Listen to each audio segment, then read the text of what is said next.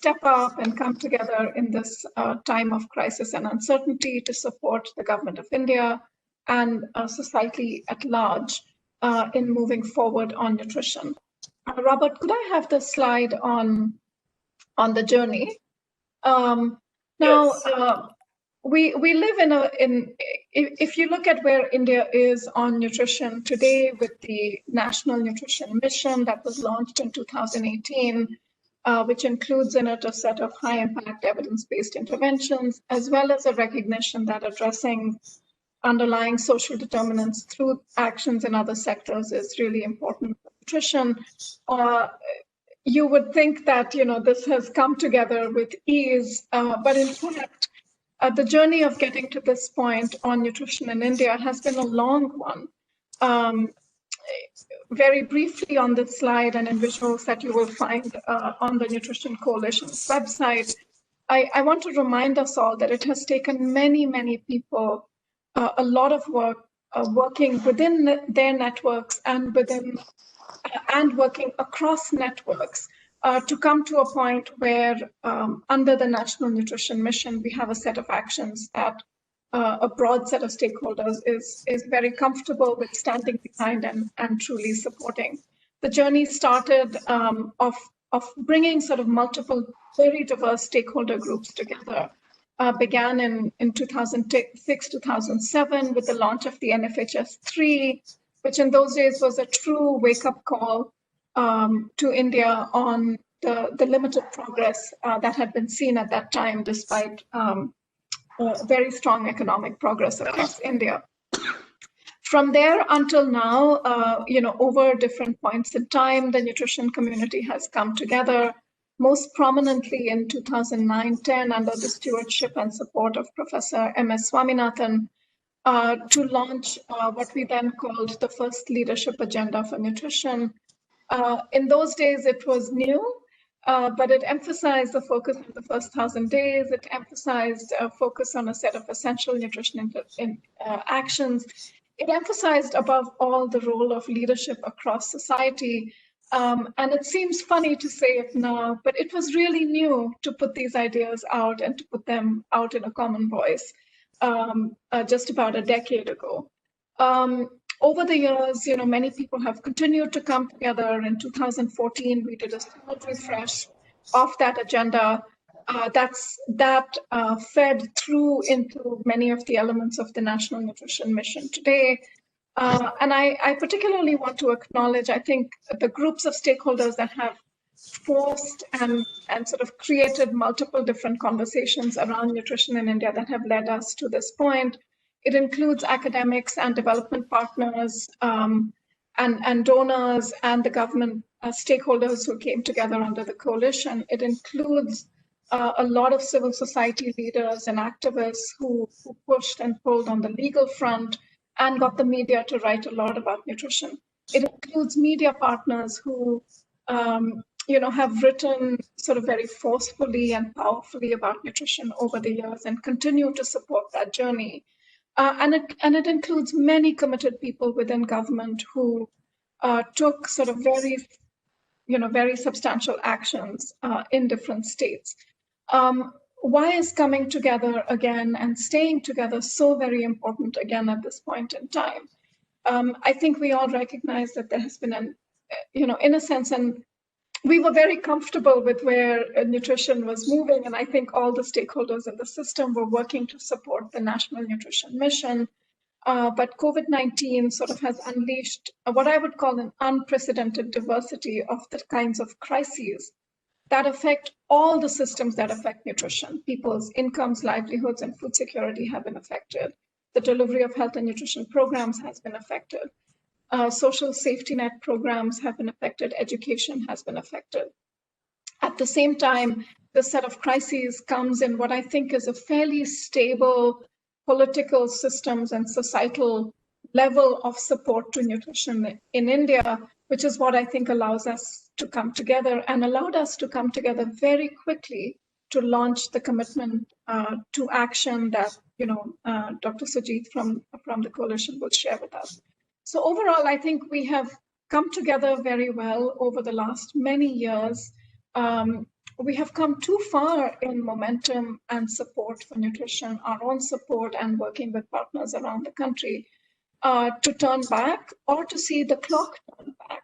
This is too important to the future of the country, it's a human rights issue, it's a development issue, it's an economic issue. And so I'm really pleased to be together with all of you today to share with us a little bit, where we came from, why we are here, and really, I think, what we need to commit ourselves to as we look forward. So thank you for the opportunity to make some of those opening remarks, and I will hand it back to you again, Ramana.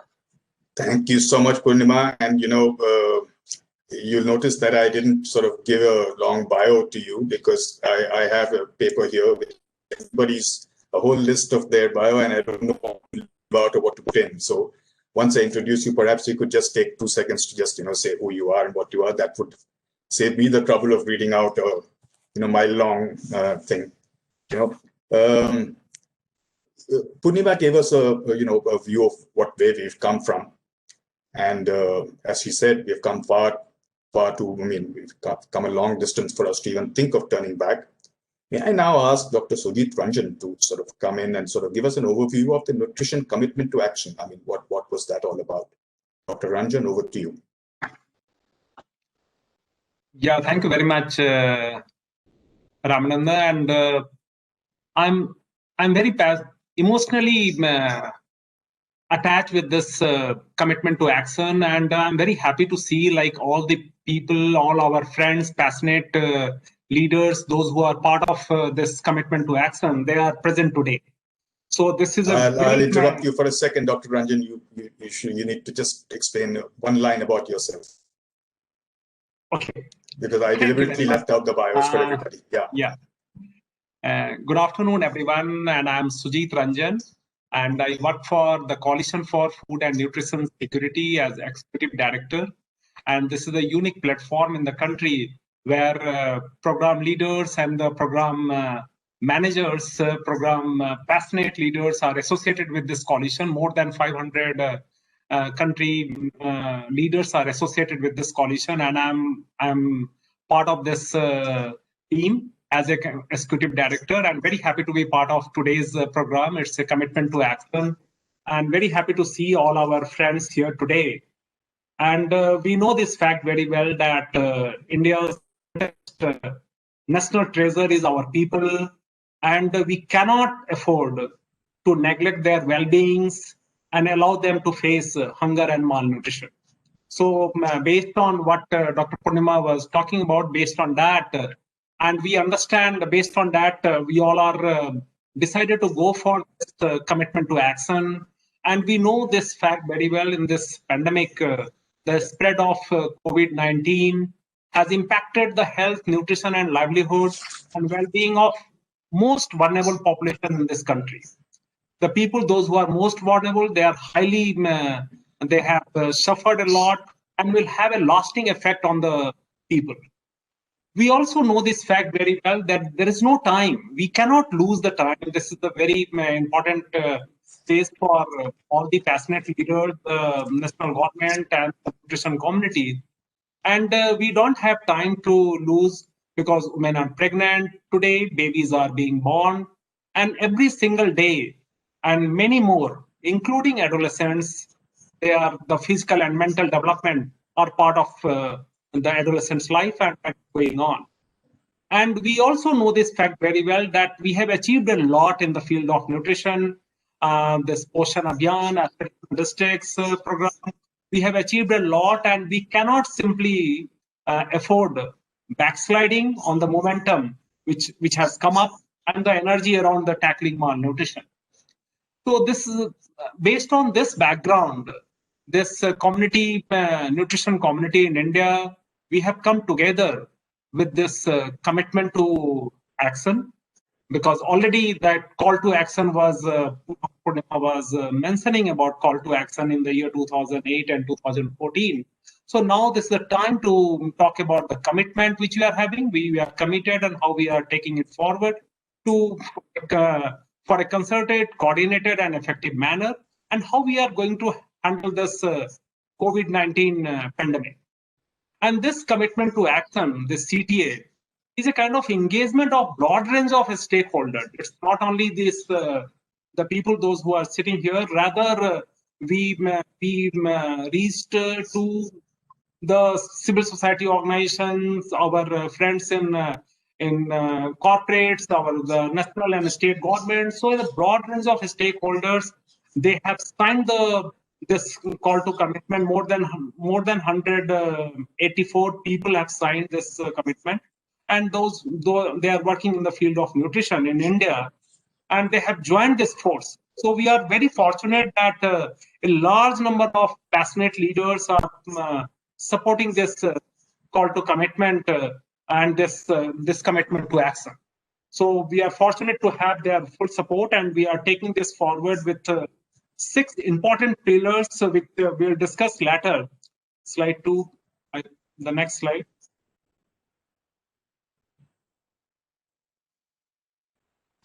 So we have also, like in this commitment to action, we have identified the urgent actions. What are the things are needed in this pandemic and preserving progress to nutrition, how that will play an important role and make a difference. So sustained leadership, that's at every level for food and nutrition security. Then how we ensure uninterrupted universal and high quality coverage. That's very, very crucial at this juncture. And the adequate financing, we'll discuss a lot on this also.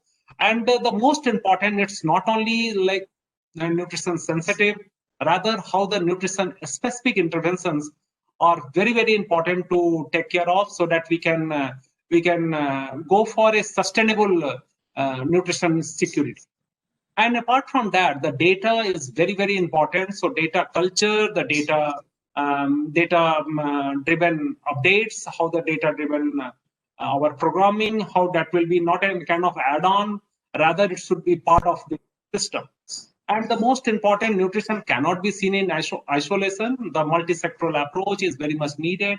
How we can bring all our friends and the players together so that we can go for a very coordinated and efforts for in this COVID-19. So with this, we are here with this commitment to action, and we are very much sure that kind of support which you are getting will continue to support the government of India and the other initiative which has been taken for the nutrition. Thank you very much. Thank you. Thank you so much, Dr. Ranjan. Because, commitment-wise, I think, as I keep saying at even earlier webinars, Outlook portion is always there for you, and we will certainly push anything that you have to share with us. We would like to be part of this too. And I also noticed that you said that, it's a multi-sectoral approach. I think a lot of us tend to miss on that, because, most people see nutrition as a one pillar thing. Here we will be looking at 6 different pillars, as we said. But before that, we have an address by the father of India's green revolution, Dr. M.S. Swaminathan. Robert, could you play that video for us, please? Is for the whole food security. Food security another aspect. Protein deficiency or protein hunger, as we call them. We should eat more pulses and more animal products. Then the whole question of hidden hunger or micronutrient deficiency, where we need more biological fortification than chemical fortification. Then we have to look into the area of clean drinking water, sanitation, and primary health care. And finally, we need nutrition literacy. That's where we started the community hunger fighters. The community hunger fighters are from the population, nutrition, from the local population, maybe tribal. Yeah. And they become very much conversant with the problems of malnutrition. So these 5 components, calorie sufficiency, protein sufficiency, micronutrient sufficiency, clean drinking water, sanitation, and finally nutrition. When they all come together, then you have a nutrition secure country. Wow, that was, Dr. Swaminathan is 95 and he still hasn't lost that gleam in his eye. I mean, it's really should be an inspiration for all of us. And his foundation, I think, is basically aimed at eliminating hunger from the country, which is something that we all want to do. So may I request one of you to kind of summarize what he said, because the audio was still unclear. I'm sorry for that. If somebody is transcribed it, yes, because otherwise, I don't want to put words into his mouth. I got a bit of a gist of what he said, but maybe post this, perhaps we could get a transcription made and sent to everybody. Let us move on to the 6 pillars that Dr. Sujit Ranjan was talking about. So, because I think it's important that we look at each of those pillars and examine where we are and what we need to do in that. So, may I call upon Dr. Rajan Shankar to come in. And Dr. Shankar, if you could just introduce yourself, and then, Dr. Shankar will talk about sustaining leadership for food and nutrition security. That's the first pillar. Over to you, Dr. Shankar. Good evening. Good evening, Ramanand. Good evening, everyone. I'm Shankar, and I work with Tata Trust. Thank you, Purnima, for actually setting the stage and tracing the journey since 2007, when the leadership agenda was formulated and published from M.S. Swaminathan Research Foundation. I've had the privilege to be part of this journey since then, and I'm just glad that you set the stage so well. As we all realize that nutrition is a fundamental right of all humanity. Therefore, enhancement of good health and nutrition is a constitutive part of development. In India, the National Nutrition Mission, as was referred to by both the speakers before, the Poshan Abhiyan, was launched in March 2018. This indeed is a very significant landmark in the country's fight against malnutrition. This mission brought under its fold multiple ministries and all relevant sectors to converge and act at the grassroots level. Poshan Abhiyan in the last 2 years has brought nutrition center stage in the country's development agenda. Unfortunately, as we heard, the COVID pandemic has triggered a major crisis. It has disrupted almost everything. It has disrupted routine services. Millions of people have been pushed back into poverty. So India is at risk of losing its hard-won gain against poverty. The effect of poverty, as all of us know and very well appreciate, on malnutrition is all pervasive. Poor households are unable to achieve food security. They also find it difficult to have resources for what we know as essential care practices. And even allocation of resources for health purposes cannot be done on a sustainable basis in poor households. And Poshan Abhiyan had galvanized action, and coverage of essential interventions and food aid programs were steadily increasing. We are at the great risk of losing the gains we had made in terms of momentum for nutrition in the country. There's a real danger of huge surge in acute malnutrition resulting from all that we have heard, from all the disruption, more people on the edge moving into, falling back into poverty and all that. So therefore, we know from our past experience, there is a need, therefore, to really focus and reinvigorate and get the action on ground more. We know from experience of successful programs around the world that leadership at all levels is a prerequisite for sustaining the momentum and for achieving any success. We must realize that there is great hope and euphoria of a better tomorrow in this country, and rightly so. The timing is right. We must urge the government through our collective action, as we are doing now, to strongly and visibly reaffirm its commitment to lead the fight against malnutrition.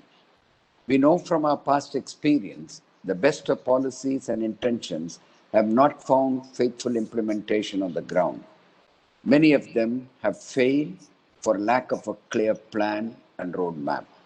And from that point of view, today we are here to renew our commitment to action, not just statements, but this commitment to action, as was very clearly pointed out by Purnima Menon, builds on the previous consensus statements. This presents a clear roadmap to nutrition leadership at all levels. We urge the leadership to act decisively, rely on the commitment to action, ensure that targeting health and nutrition goals are within the broader COVID-19 response and any policy that they make. Now is the time to combine the political will with the technical and programmatic knowledge to make child undernutrition history in India. I once again would like to highlight the importance of leadership at all levels, the political, bureaucratic, programmatic, as well as at community level, to eliminate the scourge once for all. Thank you very much. Thank you so much, Dr. Shankar. That was a very, very lucid, presentation of where we are exactly. In fact, the fact that we need to all converge and work together has already been brought out by several people, but I think you've said that it needs to be done on the ground. Just words aren't enough. I mean, that's what I'm hearing. And since most of the people who are involved in the leadership of the nutrition domain, most of them are already here. And I think many of them are among the guests that I'm seeing, some of the names I'm seeing there. So I'm hoping that message will go down well. Dr. Ariane Devok, hi Ariane, is going to talk to us next about two parts of those pillars. One is, ensuring uninterrupted, universal and high quality coverage, last mile delivery, and how to reach the people at the last end of that chain. And he will also talk about ensuring adequate financing, because that's as far as all these programs go. Without money, we can't do anything, So Ariane, since you're going to be doing two of these things together, you have 10 minutes. Over to you.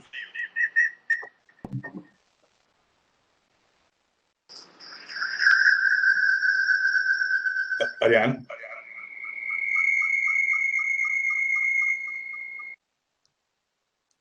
Ariane, can you hear me? I think you probably...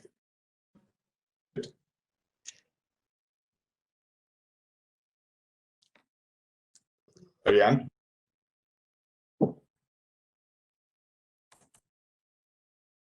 Okay, I could not unmute myself, so apologies. I think you can hear me now.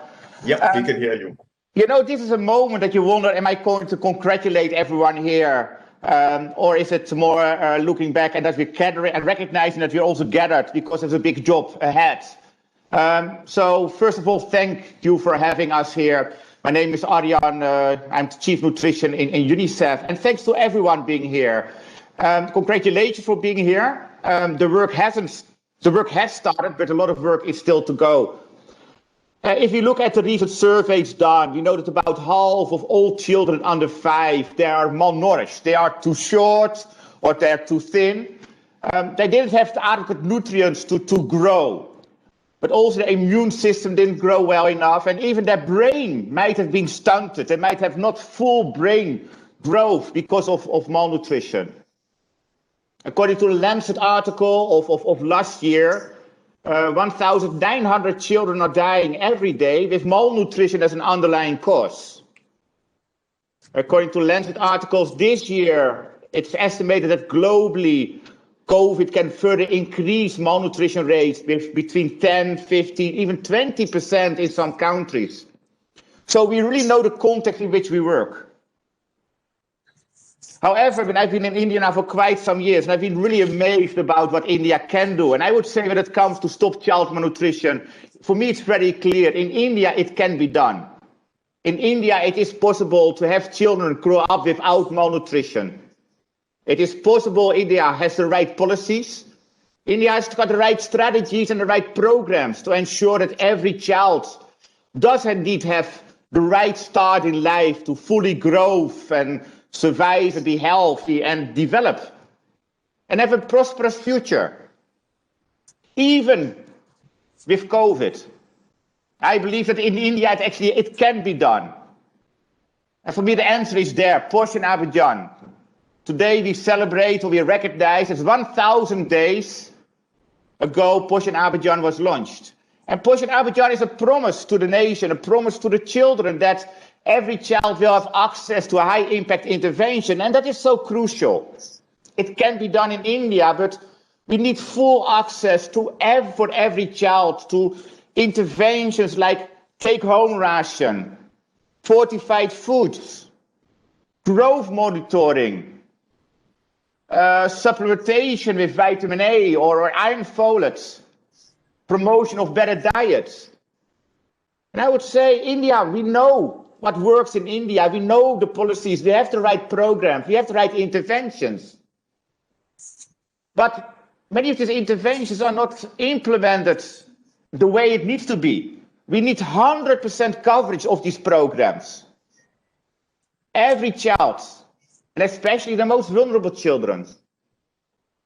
We need continuity. And this great September, we celebrated Posh and Ma, September Nutrition Month. But I would say we need 12 nutrition months. We need 52 breastfeeding weeks. We need 365 take-home ration days. We need intensity of the programs. I mean, at the moment, when I walk around in Delhi, I see so many advertisements reminding ourselves to wear a mask. We need the same kind of intensity to educate people around the importance of nutrient-rich diets. And of course, we need quality of the programs. So I would say in India, it can be done. You have the right policies, you have the right programs, but you have to implement it so that everybody is being reached. Full coverage, full continuity, full intensity of the programs and adequate quality. And of course, resources. Human resources are so essential. We need the people, the frontline workers. We need everybody to get engaged. Communities, but also the role of parents. I always say when it comes to nutrition, government cannot do it alone. We need everybody to come on board. Private sector, communities, fathers, mothers, we all have a responsibility to play. Dr. Shankar already talked about the leadership and the commitment that is required, but of course also financial commitment. And that way it was amazing. Posh and Abidjan did come with a significant investment from the government at state level, district level, national level, with additional financing. And that financing needs to continue being available. And of course we are concerned that the bill to feed the bill for the COVID response is going to compete with other areas. And we really hope that the investment made in Posh and Abidjan will continue, because Posh and Abidjan is the answer to stop child malnutrition in India. We need continued investment to achieve this coverage of these high impact interventions. We need funding to go to decentralized level, to state level. It needs to be accessible at state level, at district level, and at community level. And it needs to reach those, and we need our earmarked funds specifically for the most vulnerable children and women in urban areas, in remote rural areas, in areas with higher levels of malnutrition, in aspirational districts, etc. So as UNICEF, we are proud of this commitment to action. Actually, we commit ourselves to supporting the government with regards to these actions. And we call upon all other partners, all other development partners, CSOs, private sector, communities, in particular also parents, to be part of this Jan Anderlen that was also launched 1,000 days ago. And again, I would say in India, it can be done. We have the strategies, we have the vision, we have the policies. We need to deliver as we promised. And I trust that 5,000 days after Posh and Abidjan was launched, that brings us to about 2030, when the SDGs are supposed to be reached. So 4,000 days from now, I trust that when we look back and that when we say, did we make a difference? I trust that we showed that we had all committed to the actions, that we all committed to Posh and Abidjan and what is needed. And that we look back, yes, indeed, in India, we could do it. Thank you so very much for you having UNICEF being part of this. Thank you. Thank you so much, Aryan. I think, one of the posters we need to put up that you mentioned about masks in Delhi would be 1,900 malnutrition deaths per day. I think that was a point that, came through very clearly. We need to enforce that kind of thing. And the second part, of course, like you said, is financing. But, I still wonder that we've had nutrition programs since independence, and we still are a heavily malnourished country. So, I mean, it's only because of people like us that I think we can fix this. It can't just be the government trying to do this. And I think this is a brilliant initiative by supporting the government's, portion of India, as you said. And as you said, maybe we'll meet again after 4,000 days and take a look to see where we are. That could be interesting. May I now call upon Ms. Deepa Sinha, talk about addressing food security and other key underlying social determinants of nutrition. Dr. Sinha, over to you. Yeah. Good afternoon, everyone, and thank you for including me. It's also in these very days where we're really worried that we are going back on many of our achievements on nutrition to come together on this platform and think about also what we have achieved and how we can move forward. So in the few minutes that I have, so like others have been saying, we've always been talking about both the nutrition sensitive as well as the nutrition, the direct nutrition interventions to address malnutrition.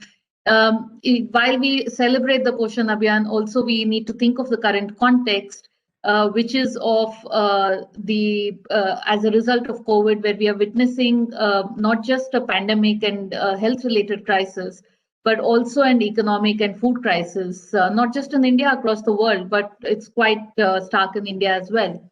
And this, I think, has brought to fore again the issue of addressing the social determinants of malnutrition. Livelihoods, gender, things which we have been saying are very important, along with the direct interventions. What we are seeing in this context is that needs to be really addressed if we want to make a dent on malnutrition. Also, the context where we are seeing various surveys, even the national data, which is showing an economic recession, that the GDP has fallen, we are at highest levels of unemployment. In a context where even before all this happened, diets in India have been quite poor. We know that, and we also know that that is not, it's not only to do with young child feeding, which is of course even worse, but even regular diets of adults, it has been quite poor in terms of dietary diversity and nutritional quality. And this recent excellent paper by Kalyani and others in IFPRI also shows that one of the reasons that's the case is that diets are unaffordable in India for a large majority of the people. So prices and access, these issues continue to be important. Post-COVID, although the lockdown is over and there is an impression that things are much better, while they're improving, we are finding that hunger persists. And this is a cause for concern. So with the Right to Food campaign recently, we've just completed a process of talking to people from vulnerable communities, about 4,000 people across 11 states, where again we find that there is a large chunk of them report a reduction in quantity and quality of food consumption of their compared to their own consumption pre-March. In October, have still not recovered to pre-March levels.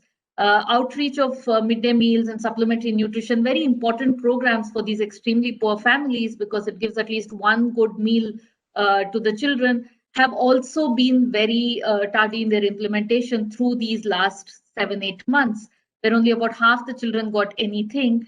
For example, in Delhi, where a cash allowance was given in the place of school meals, that cash allowance was only about 94 rupees for children in upper primary schools and about 75 rupees to children in primary schools. So definitely not enough to add any great value to their nutrition. So basically that presently we are seeing hunger and poor diets coming back in a major way amongst those who are vulnerable and marginalized. And so although we don't have data, and Purnima will talk about data after me, there is a cause for concern that some of the gains, at least, that we have made on addressing malnutrition, addressing stunting and wasting, we might have gone back on. And that to make up for this lost time of the last 8 months, to make up for the greater vulnerability of people now in the context of economic recession, we need to really move ahead and strengthen our programs much more, and much larger investments are needed. So I, although want to end on a hopeful note, that I agree with Aryan. I think India can do it. And one of the reasons India can do it and the strength we have is the public programs that we already have in place. The public distribution system, the Anganwadi system, the school meals, the various programs for women's education, the Poshan Abhiyan, which tries to bring all of this together, sanitation, health, all of that. But what we definitely do need is that it cannot be business as usual for these programs, but that we use all these platforms to move ahead and acknowledge that we are facing very challenging times, and this needs to be done together, which mainly requires much higher investments along with political will and leadership. So thank you. Dr. Sinha, I think you forgot to introduce yourself in your hurry to sort of launch your speech. Would you like me to say it, or would you like to just introduce yourself for a second? Because I have another question for you from the audience as well, which has just come in. So, not a question, but a remark. But if you could just introduce yourself so that everybody knows who you are.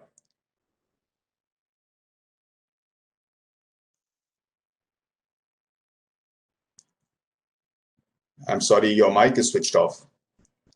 You've been muted, I think. Yeah, sorry, I couldn't unmute myself. Sorry, I was trying to stick to my 5 minutes, so just started off with what I wanted to say. I know. We tend to do that. I teach at Ambedkar University, Delhi, and I'm with the Right to Food campaign.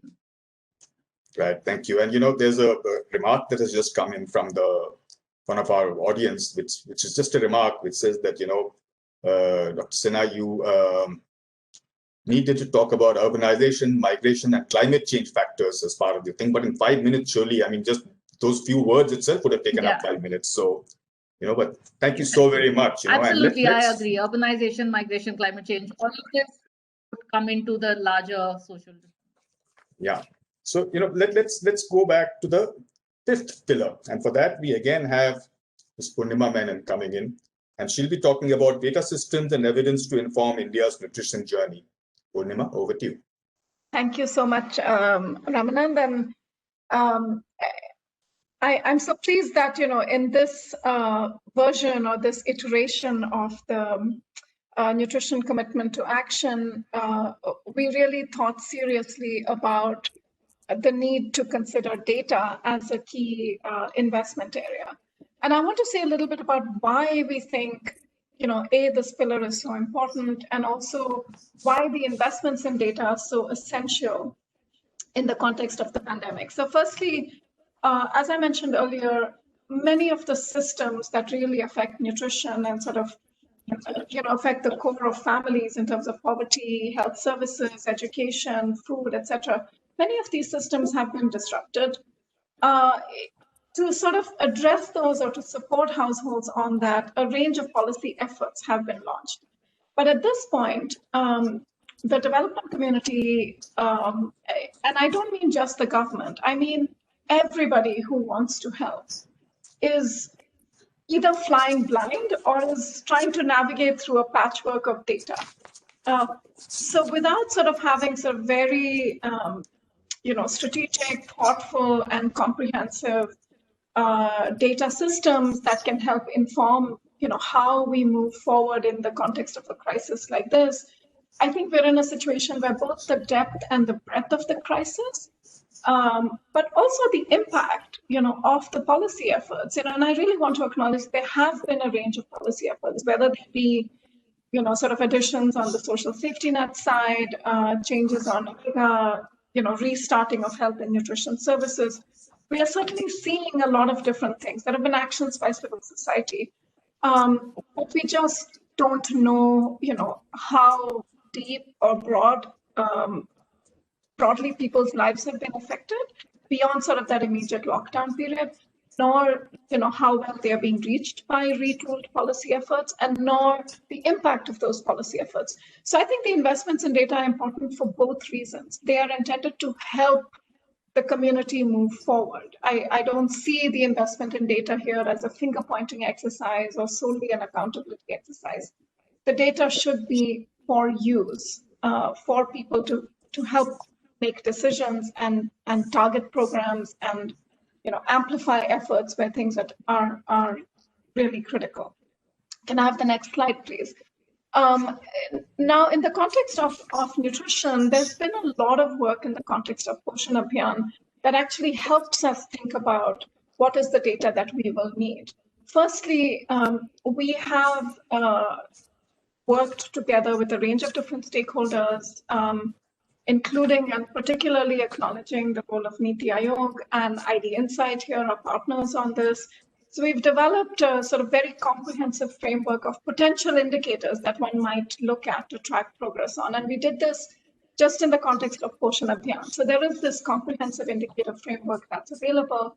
Now, if you think about COVID-19 and the pandemic itself, there's a set of key data areas that are really important to prioritize here. The first is the reach of existing interventions under Poshan Abhiyan, so health and nutrition service delivery. The second is the need for data on what is happening with security and incomes for families. And the third is the reach of food and other safety nets together. So we have sort of these three high priority data areas around which we can bring together information from across the country. I think it's going to really help inform directions. I want to say in the context of Poshan Abhiyan, because there was a huge data focus as part of the overall mission, there are several really good examples of data use in nutrition and in development broadly in recent times. And we should really build on those experiences. How do you use data at local levels to help people prioritize? But perhaps most importantly, and this is something that truly is a core belief, I think, for those of us who work on data, all data should be in public domain. Data should be seen as a public good to support societal action. It is wrong, it is unethical, it is not useful if the data that is available and that is collected by people investing huge amounts of money, taking huge amounts of time from the citizenry. Data is also the voices of people. It is the stories that people have decided to tell us when surveyors have gone to their homes and answered questions. So people have given a lot to create data systems and to contribute to what is available. So data should really be in public domain and should be a public good to support societal action. It is very powerful to see what we can do when data is in public domain. And I just want to say one quick thing before I close. Just the fact that the HMIS data from the health system has been available in public domain, and the data for the last 6 months has come out in public domain, has enabled researchers who care to support the government to dig in and start to analyze, what happened to different services over time, what has happened in restorations. So in a sense, there are also great examples of what happens when you put data in public domain. So let me just close there and say, state governments, district officials, development partners, civil society must really build on and strengthen the bringing together of data to support what we can do. I'm really looking forward to hearing, whenever the surveys that your community has done to see what they tell us. We know it's going to be troubling news, but it's very important to hear those stories and to hear and see those numbers. Thank you so much. Thank you, Purnima. And, I'm impressed by the kind of questions and chats that are coming in from the rest of the audience. It's really, people are really, really clued into what we're doing. They're just, you seem to have a really learned kind of an audience. For you, Purnima, as somebody whose computer name I can see, something called Lenovo, who says that as far as data is concerned, lack of area-specific match is a greater challenge, and that health and ICDS workers in the same population conduct family surveys separately.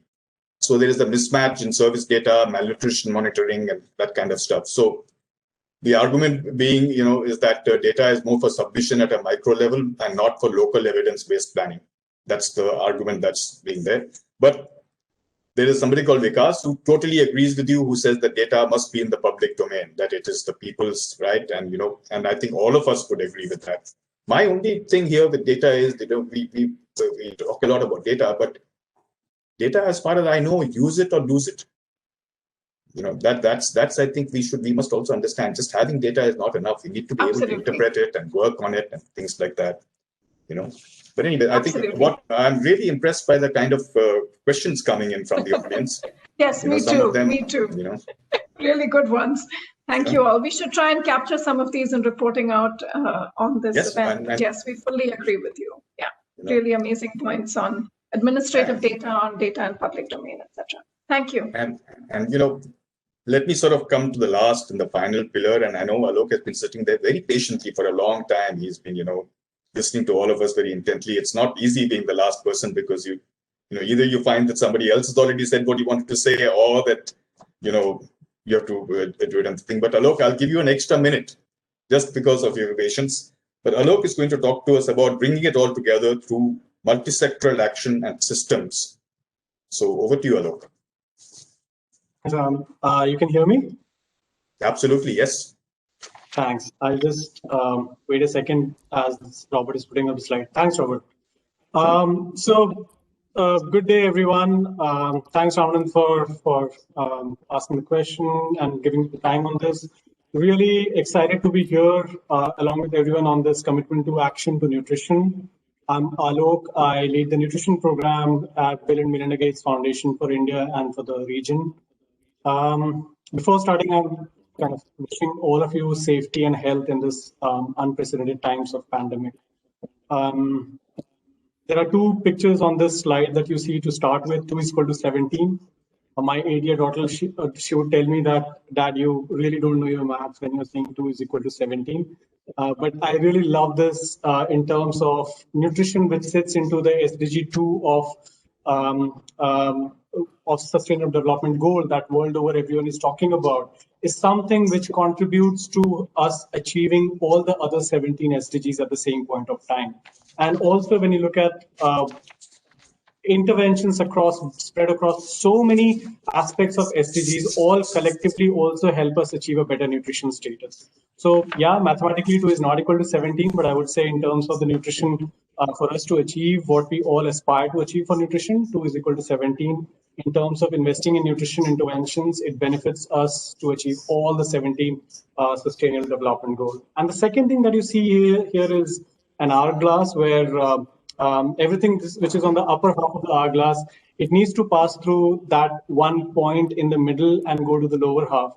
And it's just like, Robert, if you click once more, if you look at everything that leads to a better nutrition for mother and child, everything is on the first half of the hourglass, and they all need to come together and pass through that 1,000 days journey that we are talking about, where for the mother and child, everything needs to work well and work in that time zone.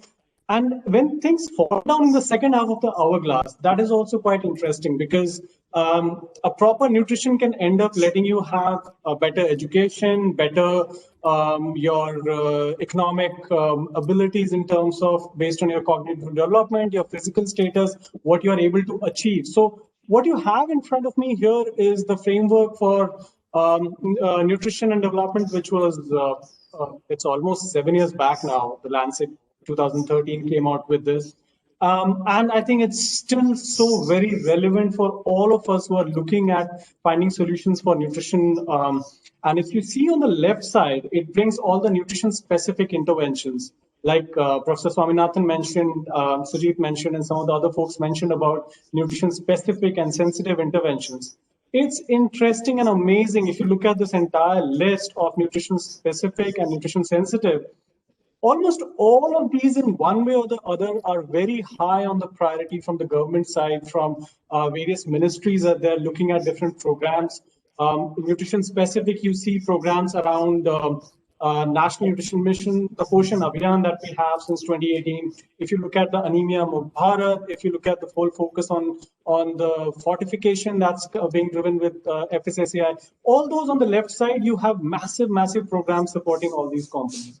If you go to the right side, you have areas around agriculture, areas around social safety net programs, around vaccination, around sanitation, around family planning, women empowerment. If you look at the livelihood, self-help group, all these are kind of coming together. And when you look at the enabling environment, I think the fact that there has been this whole unprecedented political level commitment to nutrition, that also adds to the fact that there is an enabling environment at the national level, at the state level, and the fact that all these partners who have been working, as Purnima said at the start, the history of when it started and where it has come through, it shows the role that different stakeholders can play in this process to support the government, to support the system.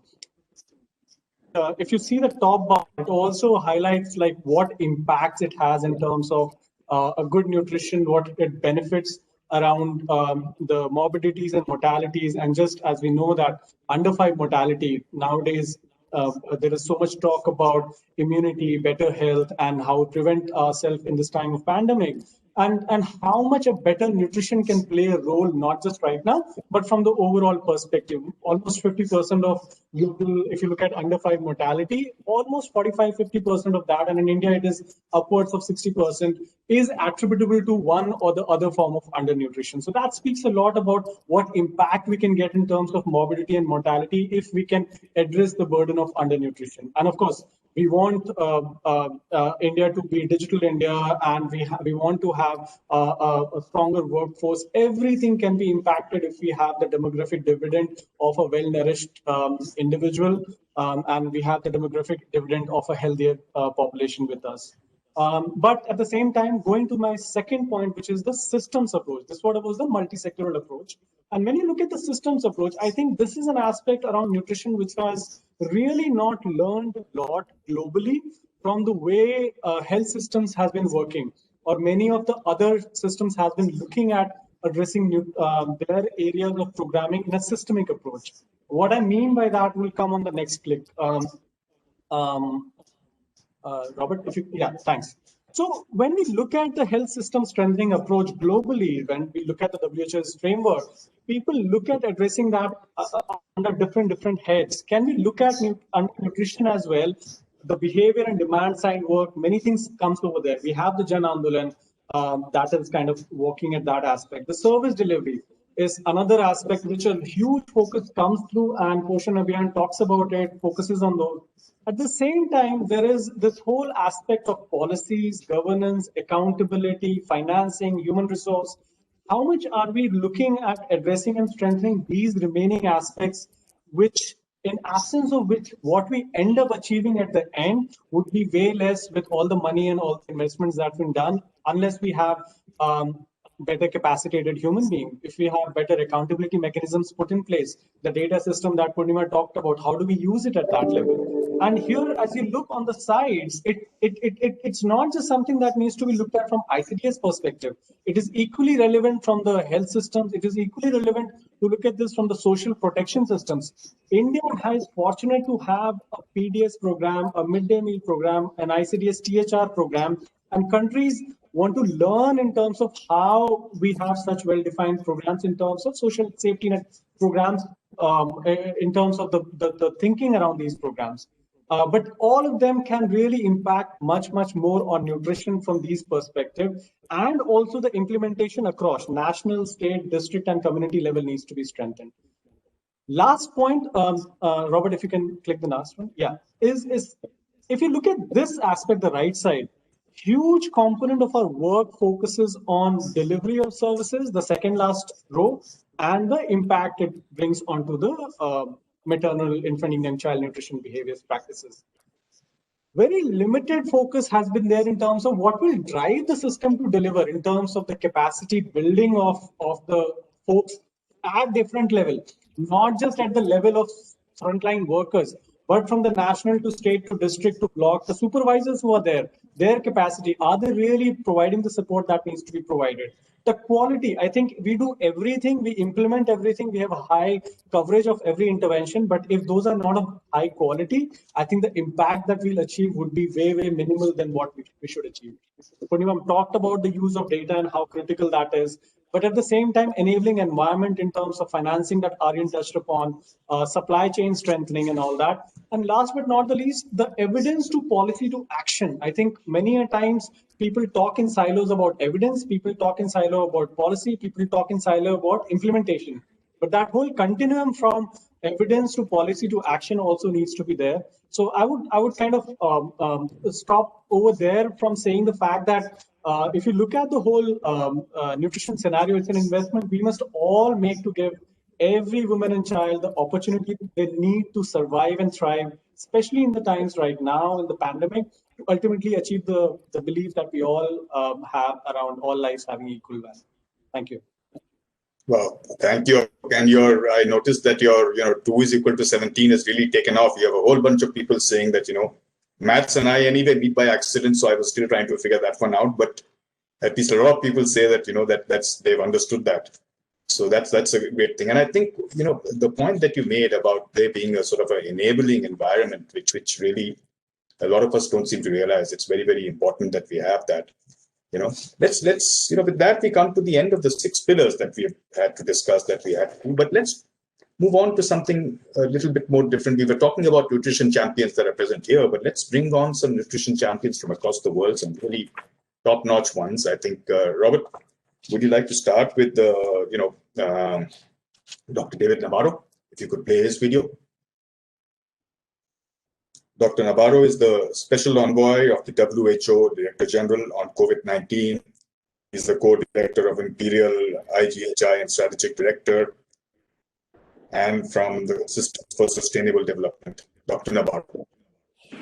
Oh, hello, my name is David Nabarro, and I'm very pleased to be with you today. I've seen how a broad range of stakeholders working on nutrition have become really concerned about the impact of the COVID-19 pandemic, not just on the well-being of people in India, but also on the nutrition, particularly of pregnant women and children, but actually of the wider community. This is because I think there's abundant evidence that the disease itself, as well as the efforts to contain it that have to be mounted by governments and other authorities, can have a major impact on people's wealth and well-being and nutritional status. I think we're just beginning to realize the complexities of this new pandemic that's caused by a novel coronavirus. At the same time, in India, you've been working for a long time on the National Nutrition Mission and the Poshan Abhiyan movement. And I'm glad that you've been involved in this for more than 1,000 days. So it seems really right that on this day at the beginning of December, you're coming together to recommit yourselves. And I'd like to join you. As somebody who's worked on nutrition issues, initially in South Asia and then in different places, I'd like to share with you, and I'd be proud to be among you as one of those who is committed to work for nutrition of women and children, of whole households, of everybody, not just in India, but globally. Nutrition is an issue of equity and justice, and I stand with you. Thank you very much indeed. That was Dr. David Nabarro. Robert, can we have Lawrence Sadat?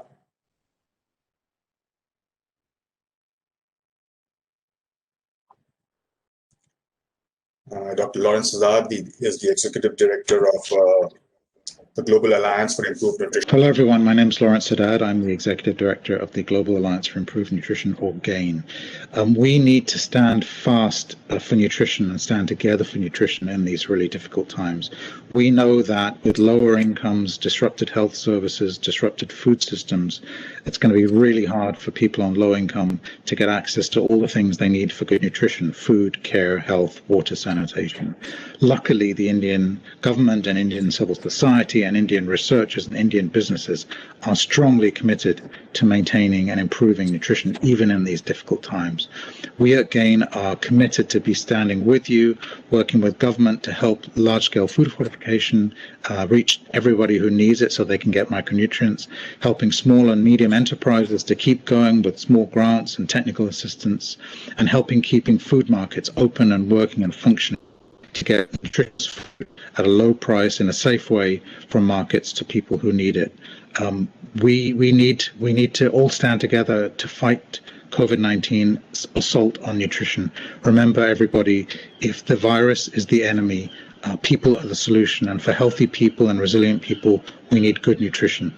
We stand with you. Thank you.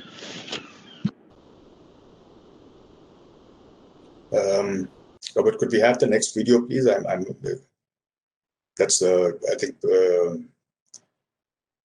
Hina.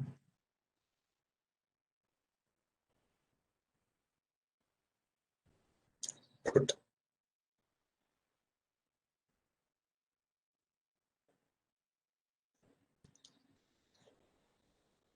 Robert, next video.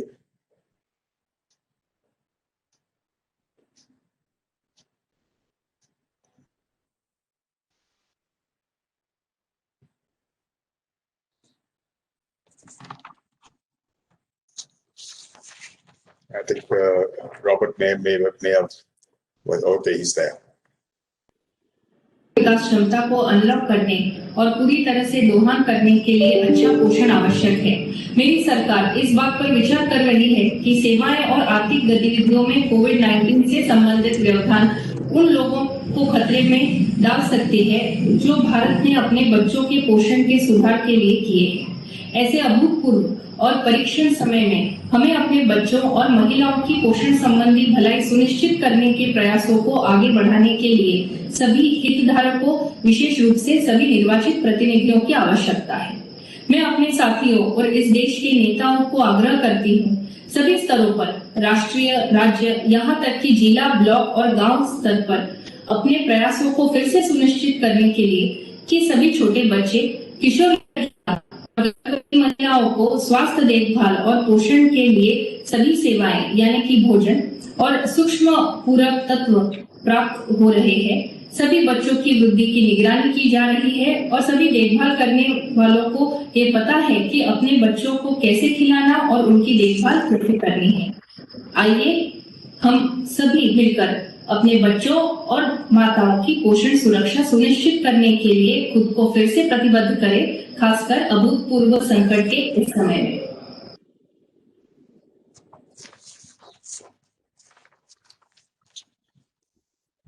Great. Robert, the next video, please. We have Sachin Pilot, a young MLA. The crisis caused by the coronavirus is for everyone to see. But this is also the time for us to realize that who amongst us is the most vulnerable. There are individuals and groups that need special attention and special focus. Therefore, this is the right time, a call for action for governments, for all stakeholders, for NGOs, for civil societies to come together, bring in our strength, bring in our resources, and help those who amongst us are in most need of help. Young children, young adults, young girls who are being pulled out of school. There are reports that millions of young children are already undernourished and malnourished. So the nutrition issue that we've already had challenges in this country for decades, this is the time where those vulnerable groups need our assistance the most. So we must come together and help those who really are looking out for a helping hand. The economy is in shambles, the farming sector is in distress. But despite all of that, we have to start putting our efforts and resources and target those individuals who are really in desperate need for our assistance.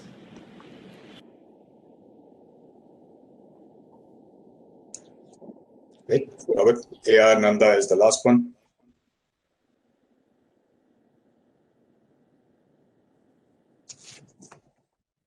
Every day, 80,000 women in India give birth. 50 million children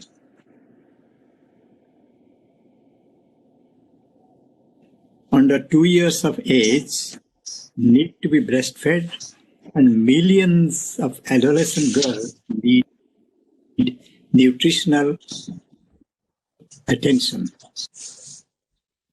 Through these critical periods of growth and development, these vulnerable groups need strong support for good nutrition.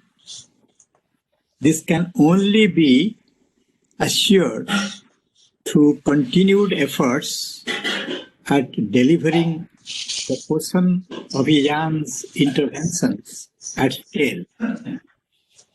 Therefore, it is essential to innovate in program delivery related to behavior change interventions and promote effective convergence so that high-quality essential nutrition interventions in ICDS and health services reach all deserving women, children, and households at the right time with appropriate requirements.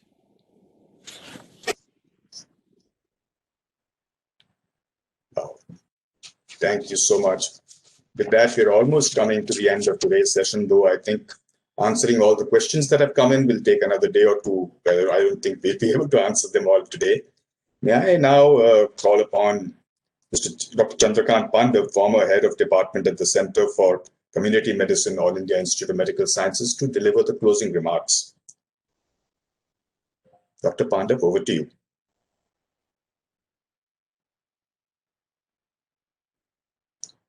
You have to be unmuted, I think. Robert?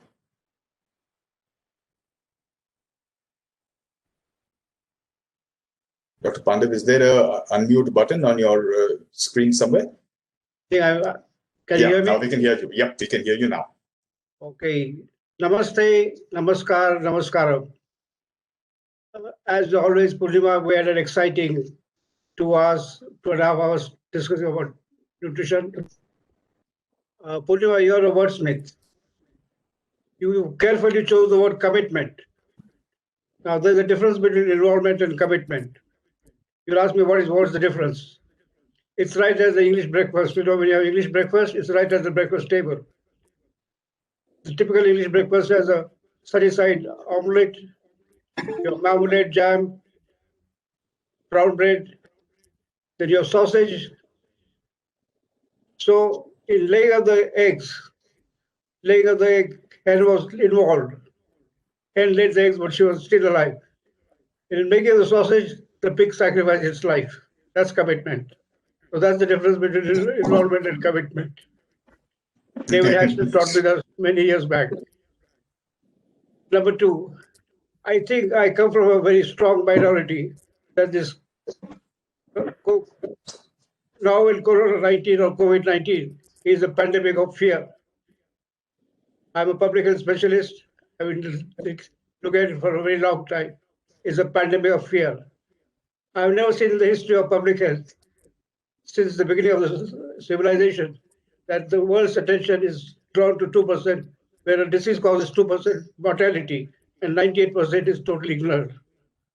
I never seen the hospital being shut down, educational institutions shut down as a result of pandemic. As you know, this is the 20th pandemic of the millennium, and this is the 7th incarnation of Corona. So I'm rather shocked. Ramanand, I'm shocked at the global response to this COVID-19. It's exaggerated, extremely exaggerated. Basically, it's a pandemic of over-information, disinformation, misinformation, distorted information, pandemic of Google experts, pandemic of misery, migration, and pandemic of webinars. That's this pandemic is. I think the fear has gripped everybody. Now, talking about the champion, I spent last 42 years exactly, I started the work on iodine deficiency in 1978 when I did my MD thesis and reported the problems of antibiotics in Delhi. After 42 years of sustained, continuous, committed to the cause of IDD, today we have a global public health success story in India. 93% of the India's population is receiving iodine salt. 93% of 1.38 billion people is 1.25 billion, which is equal to the population of 193 countries in the world. So it's a global public health success story, and I'm very proud to be a champion associated with that. Finally, there's a famous story I always tell about how sentiment has to the man, and that's reflected in the number of the partnership. First of all, the government, both national and state, has to be committed to it. They say in the field of nutrition, as in politics, the task is to do what is possible without forgetting to do what is necessary. Second is, in today's environment, Panchayat Raj institutions have to play an extremely important role. So ultimately, sustainability will be there only when PRIs are active in it. The third is academic and universities. There has to be a sound science. Alok mentioned about evidence-based policy. There has to be sound science in whatever we recommend in terms of assessment of the problem, analysis of the problem, and action of the problem. Sound science is very vital. Next is the private sector. Iodine deficiency disorders, universal iodine salt is an excellent example of public-private partnership that was first started in India way back in 1984. And I'm proud to prove that the private sector has responded extremely responsibly to this particular cause of IDD and iodine salt. Number 5 is the civil societies. Without the involvement of the civil societies, on this particular epidemic, we have never asked the people what is their knowledge, attitude, and perception about corona. The civil societies have a very active role in terms of determining what direction the programs have to move. Next is the non-government agencies. NGOs are actually keepers. They're the keepers of the vault and what's happening. Then, of course, international and bilateral and material agencies are extremely important in terms of trying to share the best practices. Of course, we have heard a lot of stories about failure in the field of nutrition, but let's learn from the best practices.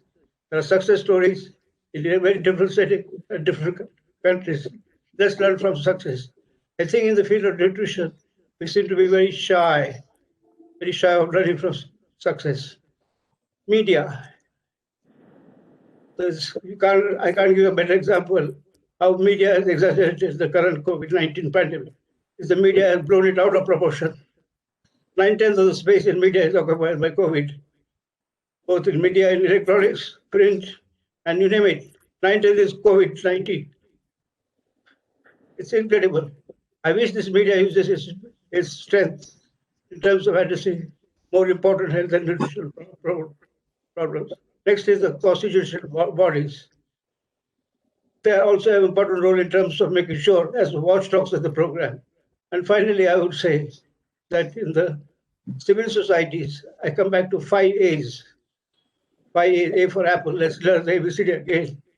A is the Anganwadi worker, Asha, A&M, agriculture extension worker.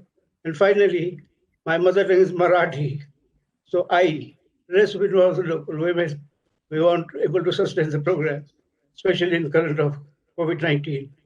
So this is my basically and message to you that there has to be commitment, there has to be public champions, there has to be on the agenda of various agencies, and most important, if you want community participation and sustainability, the 5 A's are very critical. Thank you very much, Raman. Thank you. Thank you very much. Hello. Thank you so much, Dr. Pandev. Thank you so very much. I do hope you'll accept our commitment without us turning into sacrificial pigs. But, and as far as your fear thing that you mentioned, perhaps we could use that in a positive sense. Perhaps we could channel that fear into doing something really good for nutrition. Maybe this is a good time to sort of, show people that there are people dying of malnutrition. There are people, who are very severely hit by the COVID or by its fallout due to the lockdown. I mean, that's a different issue altogether. But I think the points that you raised were very strong, and that is there. May I now call upon Mr. Sujit Ranjan to come back and talk about sort of closing the invitation and sort of to invite us to join the commitment to action. Sujit, over to you. Thank you. Thank you very much, Ramananda.